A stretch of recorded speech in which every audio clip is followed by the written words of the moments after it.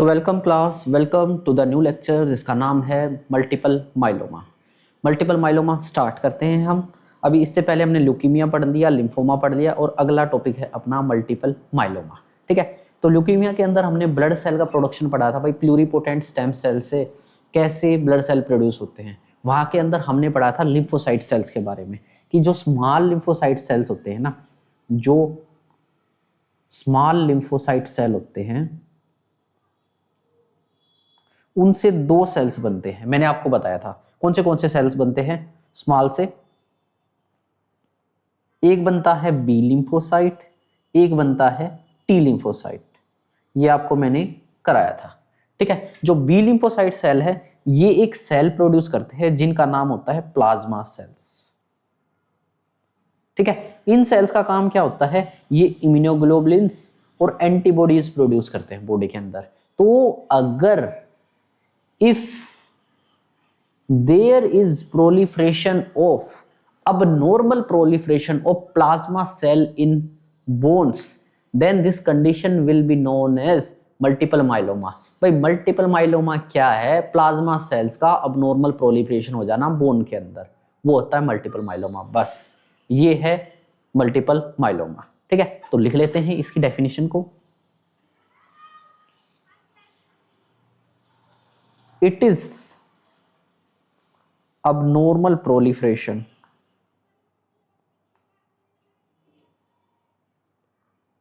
of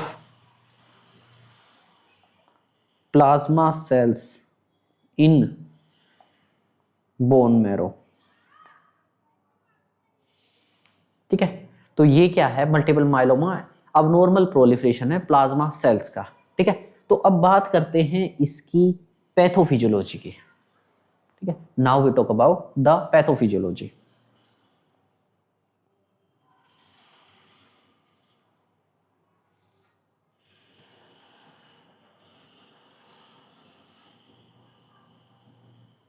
अब बात करते हैं पैथोफिजियोलॉजी की।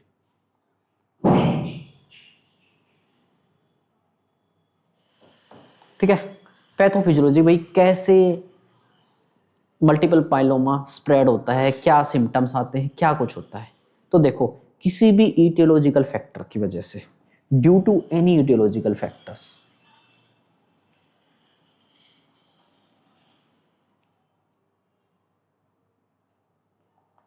किसी भी ईटियोलॉजी की वजह से क्या होता है, अब नॉर्मल प्रोलिफरेशन हो गया प्लाज्मा के अंदर। ठीक है, क्या हुआ है, अब नॉर्मल प्रोलिफरेशन इन प्लाज्मा।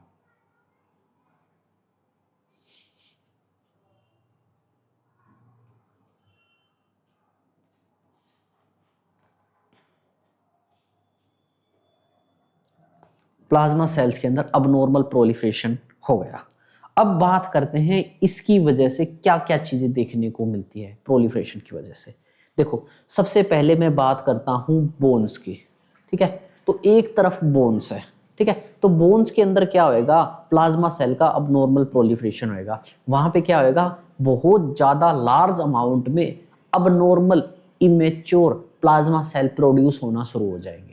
ठीक है, तो जब बोन मैरो के अंदर बहुत सारे प्लाज्मा सेल्स इकट्ठे हो जाएंगे जो अबनॉर्मल है, इमेच्योर हैं, तो वे सेल्स क्या करते हैं, बोन्स के सेल्स को डिस्ट्रॉय करना शुरू कर देते हैं। बोन की सेल से बनके बना होता है ओस्टियोसाइट सेल से। ठीक है, तो बोन के सेल को डिस्ट्रॉय करना शुरू कर देते हैं प्लाज्मा सेल्स। ठीक है, तो उसकी वजह से क्या हो जाता है, बोन ब्रेक डाउन होनी शुरू हो जाती है, बोन के सेल्स ब्रेक डाउन होना शुरू हो जाता है।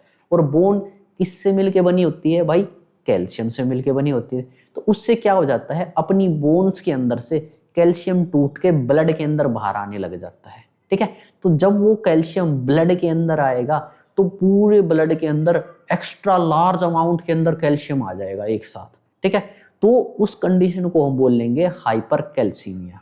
मैंने क्या बताया है, बोन के अंदर क्या हुआ है, प्लाज्मा सेल्स के अंदर प्रोलिफरेशन हुई है, प्लाज्मा सेल्स ने ओस्टियोसाइट सेल्स को ब्रेक डाउन कर दिया और कैल्शियम को ब्लड के अंदर फेंक दिया। ठीक है, अब कैल्शियम पूरी ब्लड में ज्यादा हो गया, यानी हाइपर कैल्सीमिया हो गया। अब हाइपर कैल्सीमिया जब बॉडी के अंदर होता है तो उसको कंपनसेट करने के लिए क्या, रीनल सिस्टम एक्टिवेट होता है। तो रीनल सिस्टम क्या करेगा, इस एक्स्ट्रा कैल्शियम को अपनी बॉडी के थ्रू यूरिन के रास्ते बाहर निकालने की कोशिश करेगा। रीनल सिस्टम की अब एक लिमिटेशन होती है कि कितने अमाउंट ऑफ कैल्शियम को निकाल पाएगा, लेकिन प्लाज्मा सेल्स भाई अब नॉर्मल प्रोलिफरेशन हो रहा है, वहां पे कंट्रोल ही नहीं है, रुक ही नहीं रहा है प्रोलिफरेशन होना, वहां पे बोन्स के अंदर से कैल्शियम बाहर निकलता जाने लग रहा है, निकलता जाने लग रहा है। तो एक टाइम पे आएगा किडनी का थ्रेशोल्ड खत्म हो चुका हो गया, किडनी की लिमिट खत्म हो चुकी होगी, उस टाइम पे क्या करेगा ये कैल्शियम वहां पे डिपोजिट होना शुरू हो जाएगा। तो जब किडनी के अंदर कैल्शियम डिपोजिट होता है उस कंडीशन को हम बोलते हैं रीनल स्टोन। ठीक है, तो किडनी के अंदर रीनल स्टोन क्रिएट हो गए। तो क्या रीनल स्टोन होने के बाद क्या कैल्शियम का एक्सक्रीशन अभी भी रुका है? नहीं रुका, अभी भी बोन्स के अंदर से कैल्शियम निकलने लग रहा है। ठीक है, तो ये कैल्शियम अब क्या करेगा, रीनल ट्यूब्यूल्स को डिस्ट्रॉय करना शुरू कर देगा, रीनल सिस्टम को डिस्ट्रॉय कर देगा, जिससे एक लास्ट में कंडीशन क्रिएट हो जाती है जिसको बोलते हैं रीनल फेलियर। ठीक है, तो रीनल फेलियर हो जाती है किसकी वजह से? क्रोनिक टाइम तक हाइपर कैल्सीमिया रहने की वजह से। ठीक है, तो ये तो था बोन्स का पैथोफिजियोलॉजी। अब बात करते हैं अपने ऑर्गन्स का, अपनी बॉडी का। जब ये high amount of plasma cells body से, बोन से बाहर निकल के अपनी बॉडी के अंदर जाते हैं, तो ये कहाँ पे पहुंचते हैं? लीवर और स्प्लीन के अंदर पहुंचते हैं। कहाँ पे पहुंचते हैं? लीवर और स्प्लीन के अंदर पहुंचते हैं। और लीवर और स्प्लीन के अंदर लास्ट में इनका ब्रेक डाउन होता है, क्योंकि ये अबनॉर्मल है, इमेच्योर है, तो ये वहाँ पे ज़्यादा जिंदा रह के करेंगे क्या, तो इनके अंदर क्या होता है? ब्रेक डाउन होता है। तो ब्रेक डाउन होता है तो जो भी सेल है, इन सेल्स का ब्रेक डाउन होता है, तो जब भी सेल्स का ब्रेक डाउन होता है तो उसका वेस्ट प्रोडक्ट निकलता है। वेस्ट प्रोडक्ट क्या होता है? प्रोटीन।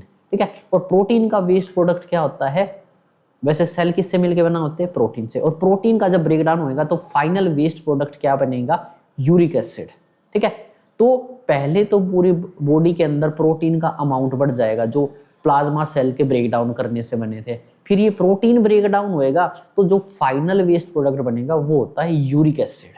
ठीक है, तो जो यूरिक एसिड बनेगा, ये यूरिक एसिड का अमाउंट बॉडी के अंदर बढ़ने लग जाएगा, क्योंकि एक टाइम पे बहुत सारे प्लाज्मा सेल ब्रेक हो रहे हैं जिनसे बहुत सारा प्रोटीन निकल रहा है, और बहुत सारा प्रोटीन ब्रेकडाउन होकर बहुत सारा यूरिक एसिड निकल रहा है। और इस प्रोटीन को हम, प्लाज्मा सेल के प्रोटीन को हम कह देंगे माइलोमा प्रोटीन। ठीक है, तो प्लाज्मा सेल्स से जो ब्रेकडाउन होने के बाद जो प्रोटीन बना, प्रोटीन बचा, और ये प्रोटीन ब्रेकडाउन होकर यूरिक एसिड बना। ठीक है, तो मैं बात कर रहा हूँ उस प्रोटीन की जो प्लाज्मा सेल के ब्रेकडाउन होने से बना। इस प्रोटीन को हमने कह दिया माइलोमा प्रोटीन। और अगर किडनी सिस्टम डिस्ट्रॉय हो चुका, रीनल फेलियर हो चुका है, तो उस टाइम को पता है अपने को बॉडी के अंदर से प्रोटीन बाहर निकलने लग जाएगा। तो उस टाइम पे जब ये माइलोमा प्रोटीन किडनी के रास्ते से बाहर निकलेगा यूरिन के अंदर, तो इस माइलोमा प्रोटीन को वहां पे हम नाम दे देंगे बेंस जोन्स प्रोटीन। ठीक है, तो हाइपर यूरिकीमिया हो जाएगा, हाइपर कैल्सीमिया हो जाएगा, ये सारे क्लिनिकल फीचर्स देखने को अपने को मिलेंगे। तो एक बार पैथोफिजियोलॉजी को अच्छे से लिख लेते हैं। ठीक है, तो सबसे पहले मैं बात करता हूं इसकी वजह से क्या इफेक्ट गया है बोन मैरो के अंदर।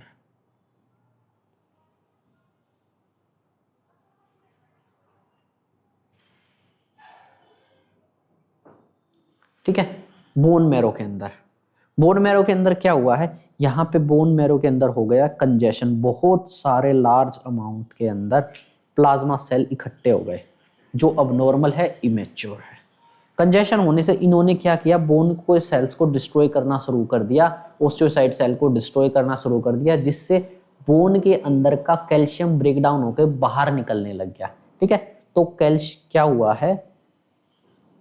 Calcium of bone released into body, body के अंदर रिलीज होना शुरू हो गया। ठीक है, तो बॉडी के अंदर रिलीज होना शुरू हो गया तो यह क्या कंडीशन बन गई? ये बन गई हाइपर कैल्सीमिया।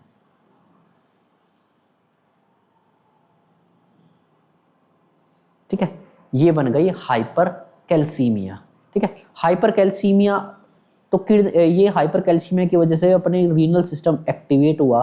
तो रीनल सिस्टम एक्टिवेट हो गया तो रीनल सिस्टम ने पॉलीयूरिया करके इस कैल्शियम को बाहर निकाला। थोड़े टाइम तक तो रीनल सिस्टम भाई अपना काम करेगा, लेकिन ये कैल्शियम का लेवल कंटिन्यूस क्रोनिक टाइम तक बढ़ता रहेगा और किडनी सिस्टम का थ्रेशोल्ड खत्म हो जाएगा, किडनी सिस्टम की लिमिट पावर खत्म हो जाएगी। तो उस टाइम पे यहाँ पे क्या हो जाएगा? एक तो हो जाएगा रीनल स्टोन, ठीक है, रीनल स्टोन हो जाएगा। और हाइपरकैल्सीमिया क्रोनिक टाइम तक फिर भी कंटिन्यू रहेगा तो ये हाइपरकैल्सीमिया रीनल फेलियर भी कर देगा, रीनल फेलियर कर देगा, ठीक है। और रीनल फेलियर हो गया है, और ये क्यों हुआ है, क्योंकि बोन के अंदर से कैल्शियम बाहर निकला है, ठीक है, बोन के अंदर से कैल्शियम बाहर निकला है, तो बोन के अंदर का कैल्शियम खत्म हो गया, कम हो गया है, तो उससे क्या हुआ है, बोन्स भी काफी ज्यादा फ्रेजाइल हो गई है, बोन के अंदर कभी भी फ्रैक्चर हो सकता है। और इन बोन्स के अंदर अगर फ्रैक्चर होएगा, ये एक पैथोलॉजिकल रीजन की वजह से हुआ है, तो इस फ्रैक्चर को हम बोल देंगे पैथोलॉजिकल फ्रैक्चर्स। तो बोन्स के अंदर क्या देखने को मिलेगा अपने अंदर, यहां पे बोन्स के अंदर क्या हो जाएगा, पैथोलॉजिकल फ्रैक्चर,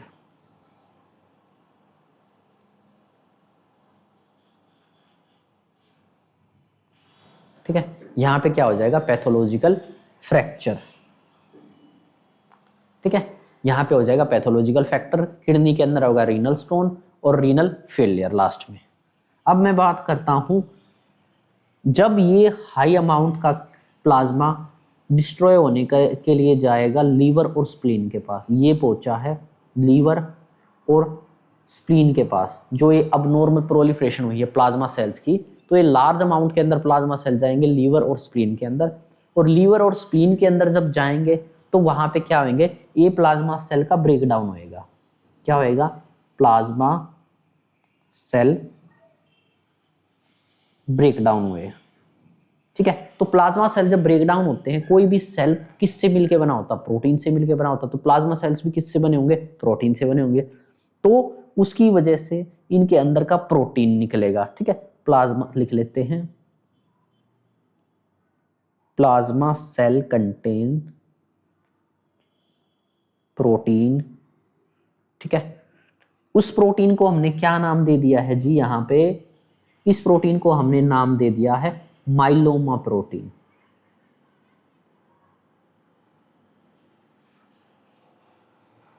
जो प्लाज्मा सेल को ब्रेक डाउन करने के बाद जो प्रोटीन निकल रहा है, उस प्रोटीन को हमने नाम दे दिया है माइलोमा प्रोटीन, ठीक है। तो प्लाज्मा सेल के अंदर प्रोटीन था, तो ये प्रोटीन क्या होएगा, अब ये प्रोटीन भी ब्रेक डाउन होएगा, ठीक है, तो ये जो माइलोमा प्रोटीन है ये ब्रेक डाउन होएगा,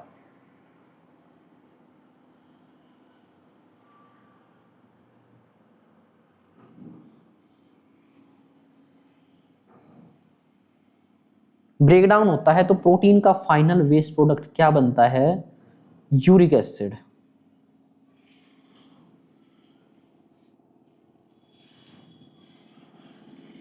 ठीक है, यूरिक एसिड बनता है।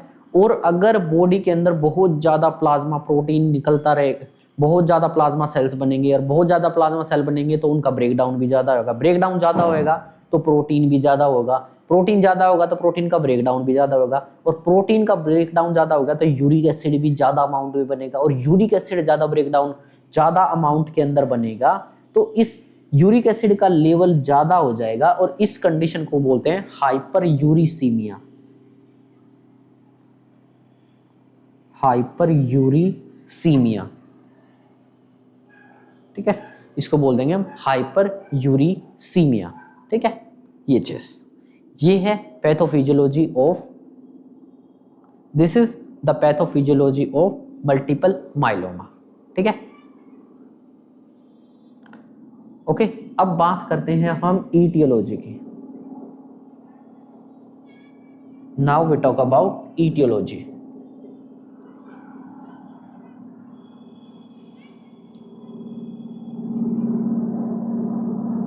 कोजेस एंड रिस्क फैक्टर, सबसे पहले तो आयनाइजिंग रेडिएशन,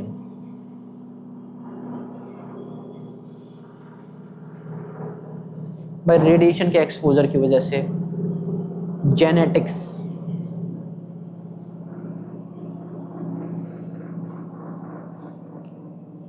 जेनेटिक्स की वजह से, ठीक है, आयनाइजिंग रेडिएशन, जेनेटिक्स की वजह से, ऑक्यूपेशन की वजह से, कुछ केमिकल होते हैं, सेम माइलोमा वाला ही है, ठीक है, मल्टीपल माइलोमा सेम वो ल्यूकीमिया लिम्फोमा वाली ईटियोलॉजी है। ऑक्यूपेशन जैसे कुछ सर्टेन केमिकल्स हो सकते हैं, जैसे रबड़, पीवीसी, पेट्रोलियम वगैरह वगैरह, ठीक है, तो कोई भी ऐसा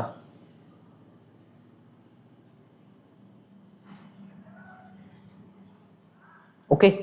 और बात करते हैं, और इटियोलॉजी हो सकती है जैसे कुछ छोटी मोटी इटियोलॉजी, जैसे obesity, old age. Old age के अंदर ज्यादा देखने को मिलता है, ओल्ड एज भी कितनी, ग्रेटर देन 60 ईयर, ठीक है, ओल्ड एज के अंदर देखने को मिल सकती है, ठीक है, ये चीज ओल्ड एज के अंदर देखने को मिल। और कुछ क्रोनिक इम्यून स्टिमुलेशन का भी एक रिस्क फैक्टर रहता है,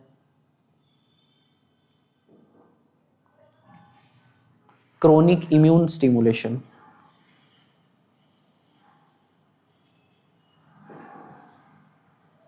ये सारे क्लिनिकल फीचर आपको, ये सारे इटियोलॉजिकल फीचर आपको देखने को मिलेंगे, ठीक है, ओके।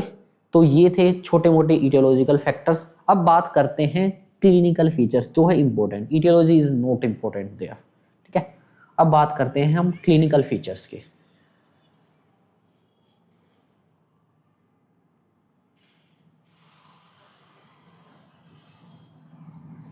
तो इंपॉर्टेंट है क्लिनिकल फीचर्स।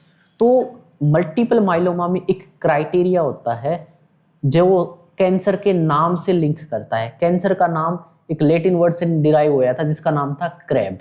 तो जो क्रैब का क्राइटेरिया देखने को मिलता है मल्टीपल माइलोमा के अंदर, ठीक है।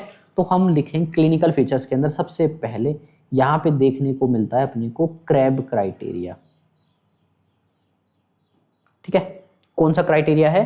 Crab criteria. अब ये क्रैब क्राइटेरिया क्या होता है देखते हैं जी।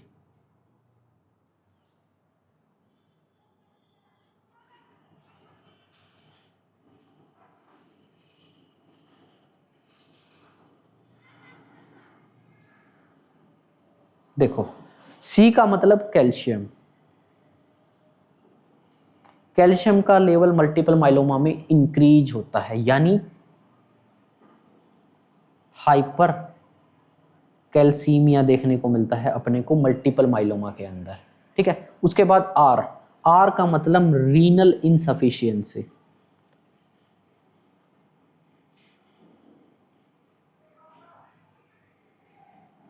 यानी यहां पे रीनल इनसफिशियंसी देखने को मिलता है। क्या? जैसे यहां पे देखने को मिलते हैं अपने को renal stone, renal failure, renal failure, protein urea, ये क्लिनिकल फीचर देखने को मिलते हैं। अब प्रोटीन यूरिया के अंदर भी बात करें, यहां पे देखने को मिलता है बेंस जोन्स प्रोटीन यूरिन के अंदर, ठीक है, बेंस जोन्स प्रोटीन, बीजेपी, बेंस जोन्स प्रोटीन। अब उसके बाद ए का मतलब होता है एनीमिया। यहां पे एनीमिया देखने को मिलता है। जैसे ल्यूकीमिया लिम्फोमा के अंदर था, प्लाज्मा सेल्स के ने यहां पे क्या किया है, पूरे बोन मैरो को कैप्चर कर लिया है। केवल और केवल बोन मैरो के अंदर अब प्लाज्मा सेल्स ही बचे हैं, कोई भी ब्लड सेल प्रोड्यूस नहीं हो रहा इनके अलावा। ना ही आरबीसी प्रोड्यूस हो रहे हैं, ना ही प्लेटलेट्स प्रोड्यूस हो रहे हैं, केवल और केवल डब्ल्यूबीसी प्रोड्यूस हो रहे हैं। और डब्ल्यूबीसी भी कौन से? केवल प्लाज्मा सेल प्रोड्यूस हो रहे हैं बस, और कुछ भी प्रोड्यूस नहीं हो रहा। इसकी वजह से आरबीसी प्रोड्यूस ना होने की वजह से एक फीचर आता है जिसको बोलते हैं एनीमिया। उसके बाद बात करते हैं बोन डिस्ट्रक्शन।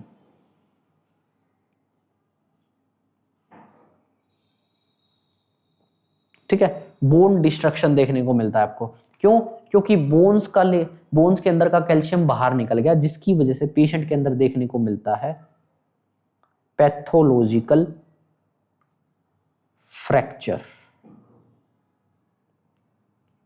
बोन डिस्ट्रक्शन की वजह से देखने को मिलता है अपने को पैथोलॉजिकल फ्रैक्चर।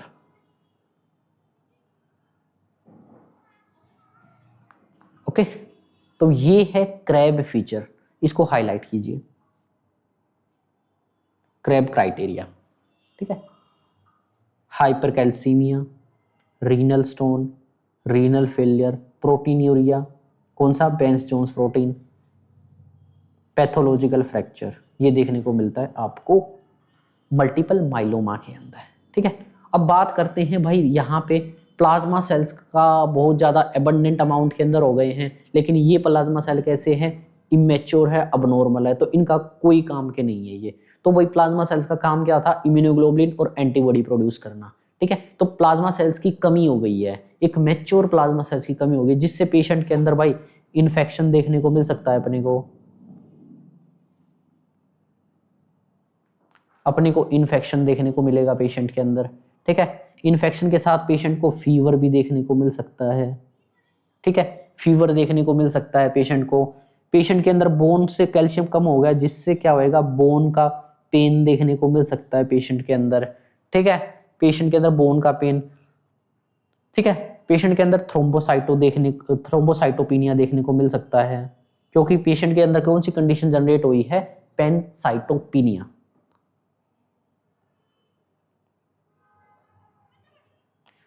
पैनसाइटोपिनिया। ठीक है, अब ये पैनसाइटोपिनिया क्या कैसे हुई है, एक बार दोबारा से, वैसे तो पहले टॉपिक्स के अंदर मैंने करा हुआ है, मैं एक सेकंड में दोबारा से एक बार सुन लो।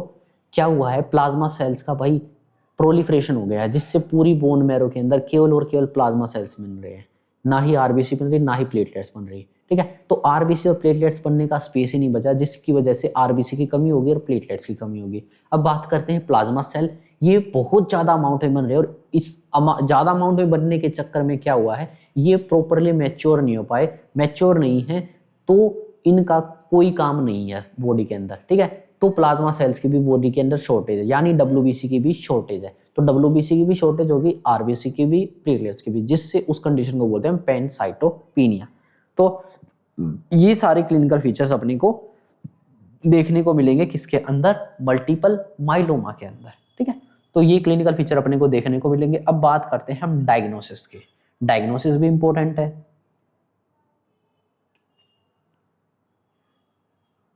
अब बात करते हैं डायग्नोसिस की कि हम कैसे डायग्नोस करेंगे किसी पर्सन को मल्टीपल माइलोमा है। देखो, मल्टीपल माइलोमा वैसे ओल्ड एज के अंदर ही देखने को मिलता है ज़्यादातर, और इसके अंदर ना ज़्यादातर ना हम ट्रीटमेंट मतलब इसलिए नहीं करते कि पेशेंट को ठीक करना है।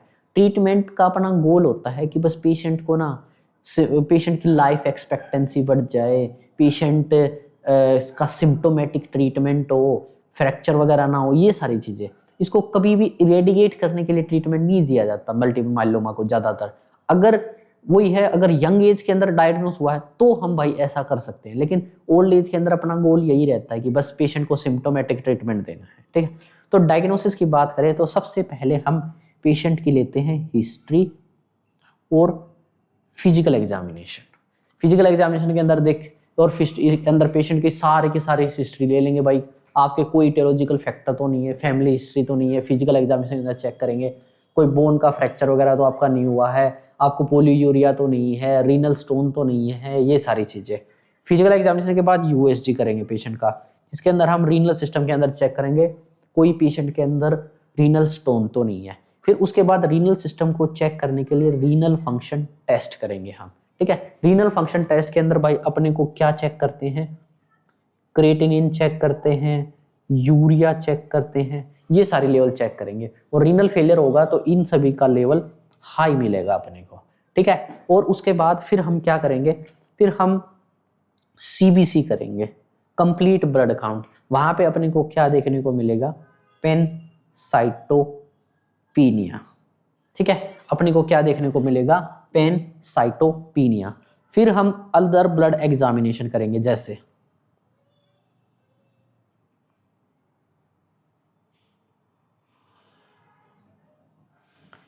अदर ब्लड एग्जामिनेशन करेंगे, जिसके अंदर हम एल्ब्यूमिन का लेवल चेक करेंगे और ग्लोब्यूलिन का लेवल चेक करेंगे। ठीक है, एल्ब्यूमिन और ग्लोब्यूलिन का लेवल चेक करेंगे। देखो, नॉर्मली बात करी जाए ना, हम ये क्यों करेंगे, देखो उसका कारण क्या है। एक नॉर्मल कंडीशन की अगर बात करा जाए ना, नॉर्मल कंडीशन के अंदर एल्ब्यूमिन का लेवल हमेशा ज्यादा होता है ग्लोब्यूलिन से, लेकिन मेनली मल्टीपल माइलोमा में ना ये चीज रिवर्स हो जाती है। ठीक है, इसको बोलते हैं रिवर्स एजी रेशियो। नॉर्मली कंडीशन के अंदर एल्ब्यूमिन का लेवल हमेशा ज्यादा होता है ग्लोबुलिन से, लेकिन मल्टीपल माइलोमा के अंदर क्या हो जाता है, but in multiple myeloma albumin is less than globulin. Albumin का रेशियो कम होता है हमेशा ग्लोबुलिन से, एल्ब्यूमिन कम मिलेगा एज कंपेयर टू ग्लोबुलिन। ठीक है, इसको बोलते हैं हम रिवर्स एजी रेशो। इस कंडीशन को हम बोलते हैं रिवर्स एजी रेशो। ठीक है, रिवर्स एजी रेशो। ठीक है, एल्ब्यूमिन कम मिलेगा एज कंपेयर टू ग्लोबुलिन, किसके अंदर, मल्टीपल माइलोमा के अंदर। फिर उसके बाद हम क्या करेंगे, यूएसजी के अंदर क्या चेक करेंगे, हम रीनल स्टोन को चेक करेंगे। ठीक है, उसके बाद बात करते हैं अदर डायग्नोस्टिक टेस्ट, जैसे हम यूरिन एग्जामिनेशन करेंगे।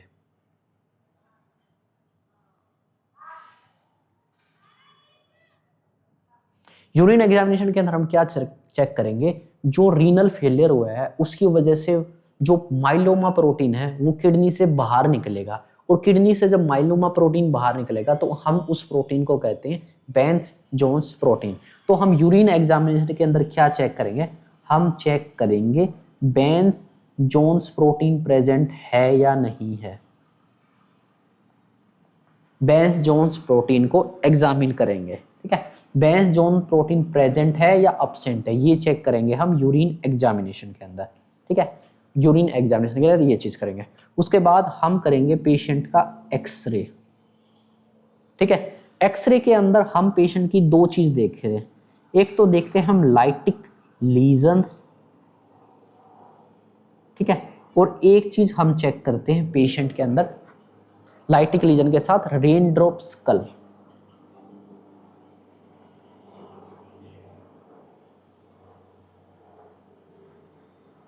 रेन ड्रॉप स्कल, अब ये क्या होता है भाई, देखो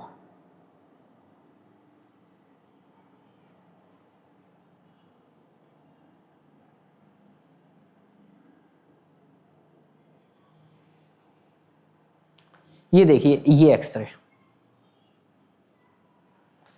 this is the x-ray of a multiple myeloma patient. इसके अंदर देखिए, ध्यान से देखिए, एक्सरे के अंदर आप देखिए, जो देख रहे हो ये छोटे छोटे this one, this one, this one, these are the lytic lesions. इन लीजन्स को बोलते हैं लाइटिक लीजन्स। ये क्यों हुआ है, क्योंकि बोन्स के अंदर से कैल्शियम बाहर निकलने लग गया, किसकी वजह से, मल्टीपल माइलोमा की वजह से। ठीक है, इसको बोलते हैं हम लाइटिक लीजन्स।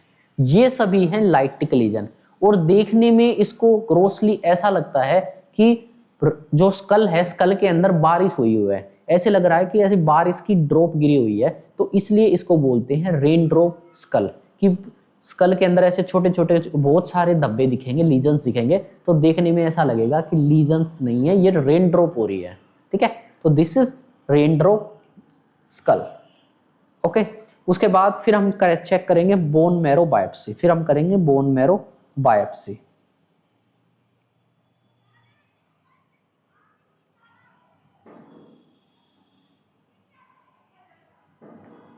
हम क्या करेंगे, बोन मैरो बायोप्सी करेंगे। जहां पे अपने को बोन मैरो बायोप्सी करेंगे तो अपने को बोन के अंदर कैसे सेल मिलेंगे, इमेच्योर प्लाज्मा सेल्स भरे हुए मिलेंगे। अपने को क्या मिलेंगे, शो इमेच्योर प्लाज्मा सेल्स। ठीक है, इमेच्योर प्लाज्मा सेल्स अपने को देखने को मिलेंगे बोन्स के अंदर। ओके, ये है बोन मैरो बायोप्सी। उसके बाद हम एक टेस्ट और कर सकते हैं जिसका नाम है सीरम प्रोटीन इलेक्ट्रोफोरेसिस।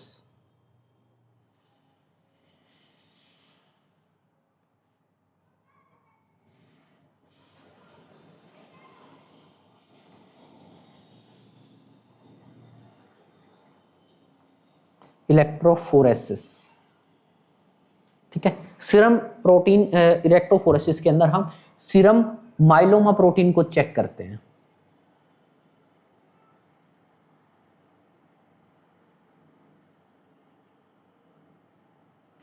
इसके अंदर हम चेक करते हैं सीरम माइलोमा प्रोटीन को।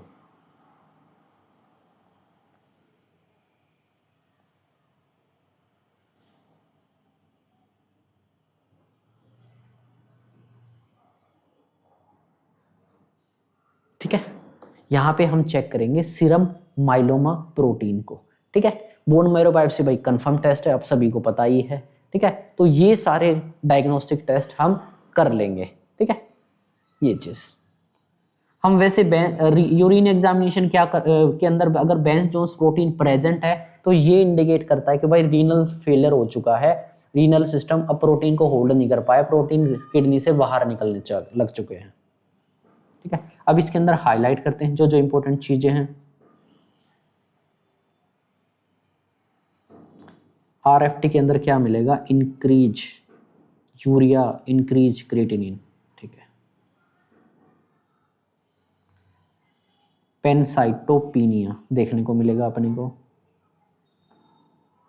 उसके बाद रिवर्स एजी रेशियो देखने को मिलेगा आपको ब्लड के अंदर।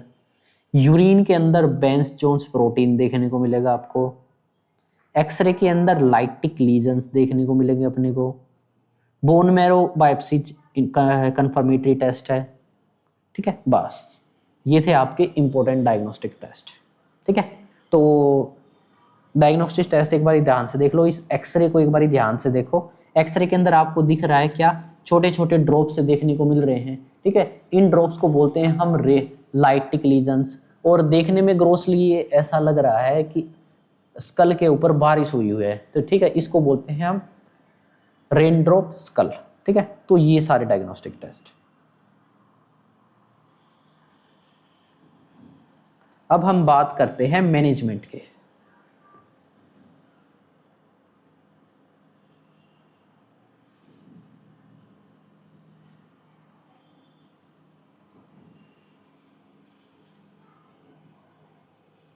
देखिए मैनेजमेंट के अंदर अपना गोल होता है कंट्रोल करना सबसे पहले तो सिम्टम्स को, कि जो ओल्ड एज के अंदर जो मल्टीपल माइलोमा हुआ है इसके अंदर सिम्टम्स को कंट्रोल किया जाए।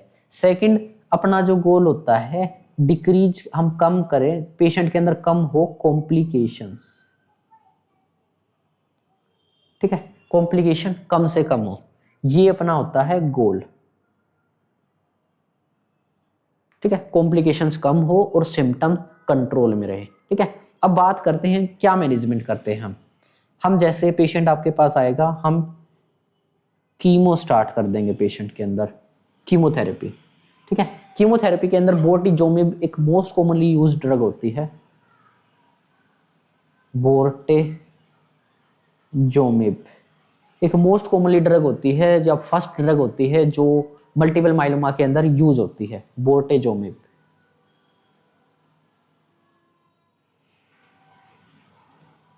ठीक है, बोर्टेजोमिब।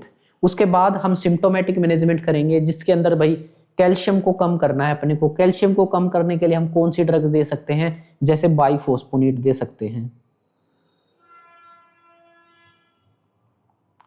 बाइफोस्फोनेट्स कैल्शियम के लेवल को कम करेगा। और किडनी से कैल्शियम को बाहर निकालने के लिए हम डायरेटिक्स दे सकते हैं, ठीक है, ये चीज दे सकते हैं। यूरिक एसिड का लेवल ज्यादा है, हाइपर यूरिसीमिया है, तो हाइपर यूरिसीमिया को ट्रीट करने के लिए हम क्या करेंगे,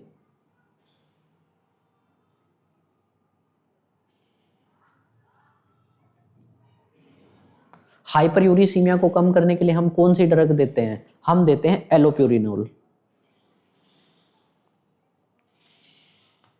एलोप्यूरिनोल देके हम यूरिक एसिड के लेवल को कम कर देंगे।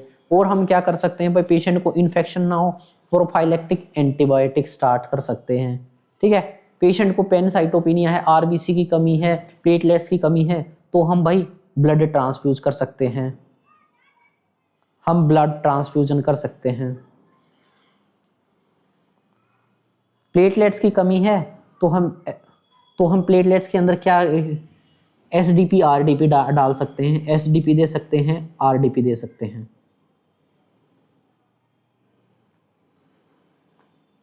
आरबीसी की कमी है तो हम पीआरबीसी ट्रांसफ्यूज कर सकते हैं, ठीक है, आरबीसी और पीआरबीसी ट्रांसफ्यूज कर सकते हैं,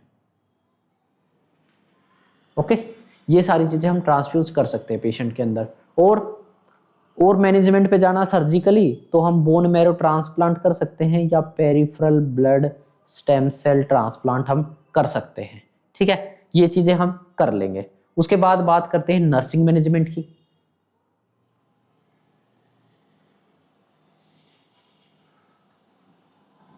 अगर नर्सिंग मैनेजमेंट की बात करा जाए तो इसके अंदर एक लाइन के अंदर नर्सिंग मैनेजमेंट खत्म है, सेम एज ल्यूकीमिया। जो ल्यूकीमिया के अंदर कराया था वो सेम टू सेम। जैसे थ्रोम्बोसाइट्स की कमी है तो उसके हिसाब से मैनेजमेंट, आरबीसी की कमी है तो उसके हिसाब से मैनेजमेंट, प्लेटलेट्स की कमी है तो उसके हिसाब से मैनेजमेंट। ठीक है, तो भाई पेशेंट को न्यूट्रोपेनिक प्रिकॉशंस देना है, ब्लीडिंग प्रिकॉशन देना है, पेशेंट की एनर्जी को कंजर्व करना है, एनीमिया से प्रिवेंट करना है, ड्रग अच्छे से डाइट देनी है, ये सबसे मेन गोल है अपना इन्फेक्शन से बचाना। यहाँ पे साथ साथ नर्सिंग मैनेजमेंट में एक दो चीज़ और हो जाएगी, बस एक चीज़ और ऐड कर देंगे, prevent patient from injury. Patient को इंजरी से बचाना है, क्योंकि यहाँ पे patient is at risk of fracture. ठीक है, क्यों? क्योंकि पेशेंट को प्रिवेंट करना है फ्रॉम फ्रैक्चर। बस ये चीज एक्स्ट्रा ऐड हो जाएगी, तो ये था आपका फिनिश। ये मल्टीपल माइनोमा आपका हो गया finish. Thank you for the class.